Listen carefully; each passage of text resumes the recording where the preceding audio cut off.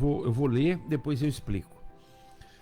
O 12:31.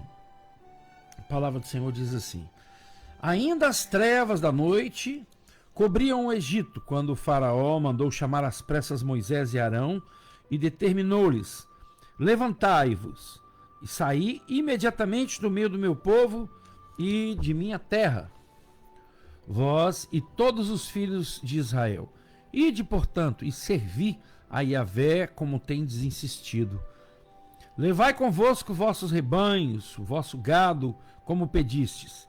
Parti e pedi a vosso Deus, para que eu também seja abençoado. E os egípcios pressionavam o povo a que abandonasse depressa o país, exclamando: eis que morreremos todos. Os filhos de Israel fizeram como Moisés havia dito, e pediram aos egípcios objetos de prata, objetos de ouro e roupas. Yahvé fez que seu povo encontrasse graça aos olhos dos egípcios, de maneira que estes lhes davam o que pediam, e despojaram os egípcios. Os israelitas partiram de Ramsés até Sucote. Havia cerca de 600.000 homens a pé, além de mulheres e crianças. Grande multidão de estrangeiros de todo tipo também seguiu com eles, além de grandes rebanhos, tanto de bois como de ovelhas e cabras. Ora, a permanência dos filhos de Israel no Egito durou 430 anos. Exatamente no dia em que se completaram os 430 anos, todos os exércitos do Senhor abandonaram o Egito. Assim como Yahvé passou em vigília aquela noite para tirar das terras egípcias os filhos de Israel, estes semelhantemente devem passar em vigília essa mesma noite para honrar Yahvé, o Eterno, por todas as gerações. Senhor, nós louvamos o teu nome, Pai, te glorificamos, Senhor, por essa palavra maravilhosa e pedimos, meu Deus, que o teu Espírito Santo nos dê a revelação, o entendimento daquilo que vai além da letra, para que seja o nosso alimento nessa tarde. Nos guarde de todo mal. Nós colocamos as nossas vidas, nossas famílias no seu altar, nosso trabalho, essa semana da pátria que começa, Senhor, e esse mês da pátria, que o Senhor possa estender a mão sobre o Brasil. Estenda a mão também, nós oramos sobre Israel, Senhor. Conforme orientação do Senhor, nós oramos pelo nosso país, nós oramos por Israel. Clamando assim, em nome de Jesus. Amém. Irmãos, essa história, uma das histórias mais bonitas da Bíblia, está no livro de Êxodos. Êxodos é exatamente essa saída, né? E muita coisa aconteceu.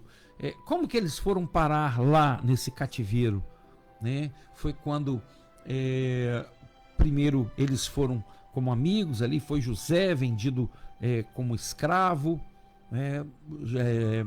Os seus irmãos, depois houve uma seca em Israel e eles foram ao Egito para comprar mantimentos. Aí lá eles encontram com José, acontece uma situação que interessante. José mandou colocar um cálice de prata no saco de trigo de um deles, e ali depois acaba que um deles tem que ficar, e eles voltam depois, e veio aquele grupo, e ali eles ficaram sendo muito bem tratados, né, como quando José era governador do Egito, inclusive. E depois os anos foram passando, mas eles estavam numa punição do Senhor. 430 anos se passaram. 430 anos. 4 e 3, 7. 7 é um número mágico do Senhor que trabalha com uma onisciência, chama gematria.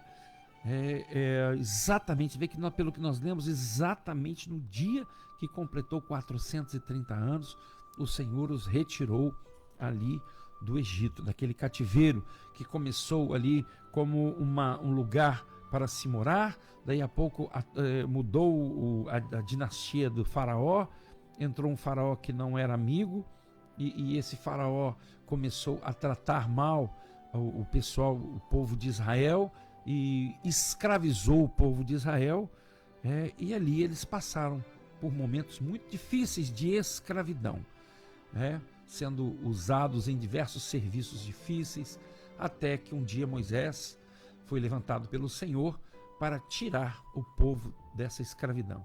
Mas acontece que, vocês viram, 600 mil homens, ali foi contado, irmãos, apenas os homens acima de 20 anos. Abaixo de 20 anos eles não eram contados. E também, no que nós lemos, fala das mulheres, eram muitas mulheres, eram muitas crianças, e os que saíram, havia cerca de 600 mil homens a pé, além das mulheres e crianças. Era considerado criança todo aquele abaixo de 20 anos. E também, olha que interessante, o povo de Israel foi tão agradável que grande multidão de estrangeiros de todo tipo também seguiu com eles. E uma coisa muito interessante é que Deus moveu o coração dos egípcios e eles encheram o povo de Israel de presentes, de ouro, de prata, de roupas, para que eles pudessem passar pelo deserto. Vocês se lembram que eles fizeram um bezerro de ouro, quando Moisés foi para o monte? Pois é, onde os escravos tirariam tanto ouro para fazer um bezerro daquele? Eles levaram muito presente, tá? Eles não roubaram de ninguém, tá? Não espoliaram ninguém.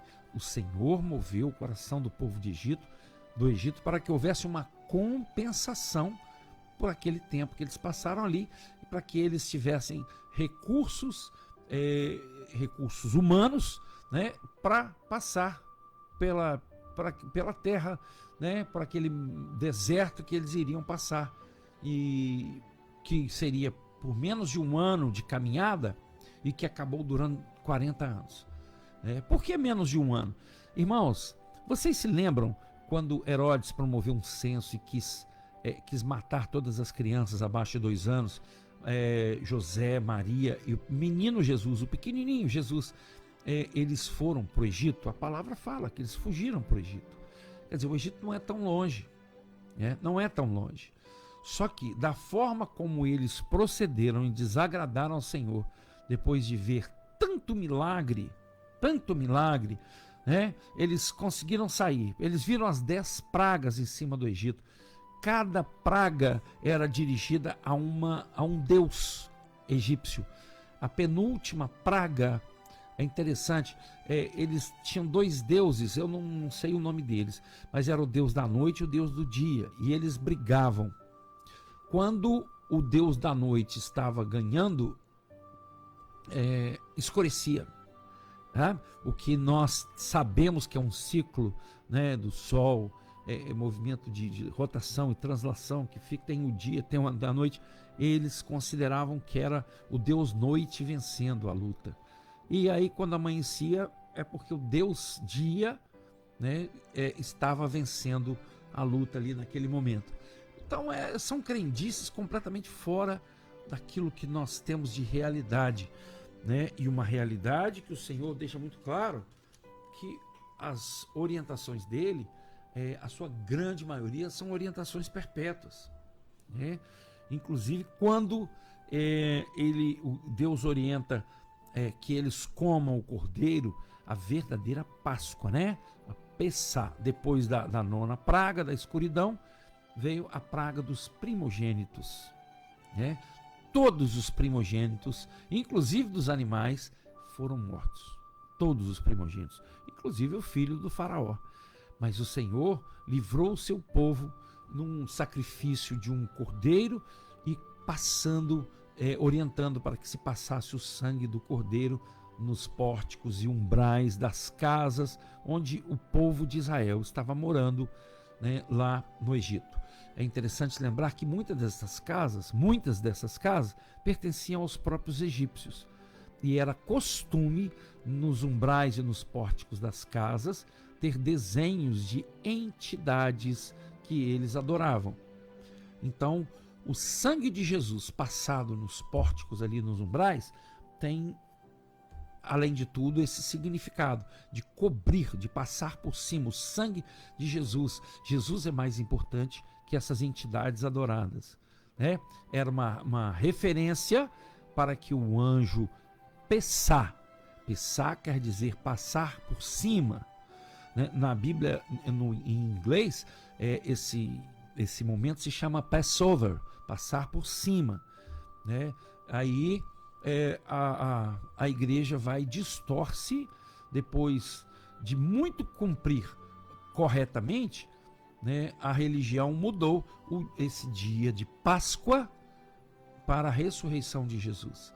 Nós devemos comemorar a ressurreição de Jesus, sim, mas Páscoa sempre foi e sempre vai ser esse momento em que o anjo do Senhor passou por cima das casas que tinham sangue nos umbrais e nos pórticos, né? E também puniu os primogênitos com a morte, né? Puniu as famílias, matando os primogênitos. Em relação à Páscoa, aqui em Êxodo 12, 17b, fala assim: vós observareis esse dia por todas as vossas gerações, porquanto é um decreto perpétuo. Tá? Portanto, isso aqui não poderia ter sido mudado. O próprio Jesus, ele comeu a Páscoa na quinta-feira antes de morrer na cruz. Então, a Páscoa nunca foi, nem nunca vai ser ressurreição de Jesus, né? Se o próprio Jesus estava vivo e comeu a Páscoa, obedecendo a lei, que é perpétua aqui. Isso aqui, meu irmão, o Novo Testamento não substituiu isso aqui. A Páscoa sempre vai ser a Páscoa. As datas instituídas por Deus, elas são dentro de uma onisciência que não pode ser nada mudado. Nada pode ser mudado, né? Ainda mais ao bel prazer do homem, da razão, para ficar mais fácil, para isso aqui, aquilo ali. Não, isso aqui, Páscoa é Páscoa, né? Comemora-se a saída do povo de Israel do Egito. A ressurreição de Jesus devemos comemorar, sim. Sim, não com ovo de Páscoa, né? Ovo de coelho, não é isso, com chocolate, não. Olha, mais uma distorção em cima de um tema tão importante, ressurreição de Jesus, né? Então nós precisamos entender isso aí. E ali o povo saiu, foi tirado, nem uma unha ficou para trás. O faraó fez várias propostas para que eles deixassem algumas pessoas, deixassem mulheres, deixassem filhos, né, e deixassem animais, e nada não foi aceito, porque era a ordem do Senhor que todos saíssem. A palavra do Senhor diz: levai convosco vossos rebanhos, vosso gado, como pedistes, parti e pedi a vosso Deus, para que eu também seja abençoado, disse o faraó. O faraó, depois de perder o seu filho, ficou sem saber o que fazer, o seu primogênito, ficou sem saber o que fazer, né? Desesperado. Ele falou: vai, leva tudo com vocês, mas pede o seu Deus para que eu também seja abençoado. Mas acontece que daí a pouco, ele mudou a sua cabeça e perseguiu o povo de Israel. Então, ali onde eles atravessaram o mar de Juncos, ou o mar Vermelho, só tem um lugar chamado Nueiba. É uma praia chamada Nueiba, que ela tem uma passagem, é como se fosse uma plataforma que vai dali até Midian.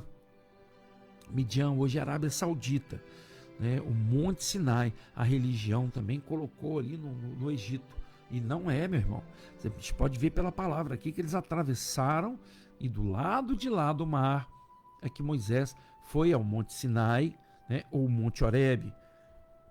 Então, mas foi claramente, o Senhor mostra que foi em Midian. Eles atravessaram e foram para Midian. E lá em Midian é que Moisés vai ao Monte Horebe, e quando ele desce com as tábuas da lei, depois de 40 dias, 40 noites, e eles estão ali já adorando ao bezerro de ouro, né? Que era um correspondente ao boi Apis. Eles adoravam o boi Apis. Uma das pragas foi exatamente em cima dos bois, né? Houve uma mortandade muito grande dos animais, do gado, né? Por causa do boi Apis, né? Então Deus desmoralizou todos os deuses do Egito. Começar pelo rio Nilo, que era adorado como um deus. Então a primeira praga foi a praga do rio Nilo se transformando em sangue. Eles ficaram praticamente sem ter onde beber água, o povo do Egito. Mas lá onde Israel estava, na região chamada Gósen, ali as cacimbas, tudo tinha água normal, né? Na praga da escuridão, que era uma escuridão quase que palpável, lá tinha luz, né? Então isso tudo, né, custou o faraó entender que precisava deixar o povo ir. Tem um louvor que fala, vai Moisés, deixa meu povo ir. Depois nós vamos ouvir esse louvor aí.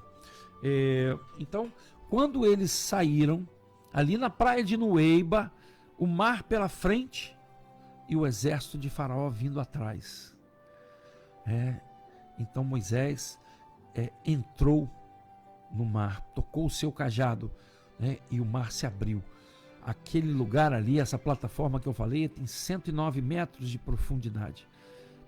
Mais para a esquerda, acho que são 900 metros, 900 e poucos metros. Mais para a direita, são 700 e poucos metros de profundidade. Os irmãos podem procurar essas informações aí nas redes sociais, que vocês vão achar. Tá? Isso é estudado, isso é científico. E, portanto, ali, naquele lugar, 2 colunas de água se formaram. E muito interessante, irmãos, é que o milagre foi muito grande, porque além de tudo, o Senhor tirou do caminho deles as pedras do fundo do mar, né? O fundo do mar tem corais, né? Não é um caminho de areia, não é um caminho liso, mas o Senhor tirou a água e tirou as pedras para que o povo de Israel passasse. O Senhor estava determinado para que aquele povo chegasse à terra prometida. Mesmo que o povo murmurasse, mesmo que o povo fizesse coisas indevidas, o Senhor puniu quando precisava punir, mas a caminhada na direção da terra prometida continuava. E assim é um exemplo para nós hoje, mesmo nas lutas, mesmo nas dificuldades, nos nossos erros, o nosso caminho em direção à terra prometida. Abra o seu coração, que o Senhor vai entrar, vai fazer morada, vai cear. É interessante que quando fala assim, lá em Apocalipse, estou à porta e bato, se abrires, entrarei e cearei contigo e tu comigo. Olha a aceitação de Deus. Quando você abre o coração, verdadeiramente, o Senhor está aceitando a cear com você, com o seu alimento. Está pegando, vai sentar na mesa com você e comer o seu alimento. E você vai cear com ele, você vai comer o alimento dele. O Senhor não fala só, abra o coração, entrarei e você ceará comigo. O Senhor humildemente nos dá o prazer de entendermos que Ele aceitou a nossa vida, comendo a nossa comida, ceando a nossa ceia, e nós certamente vamos cear a ceia dele. Isso é uma maravilha. E assim esse povo passou pelo deserto, chegou à terra prometida. É isso que nós esperamos, para breves dias chegar também à terra prometida. Amém? Essa palavra é muito grande, tem muita coisa para falar, mas nós vamos ficando por aqui, tá? Outro dia a gente completa, fala mais coisa. Que Deus abençoe, que nos dê entendimento, e essa é a palavra do Senhor para nós.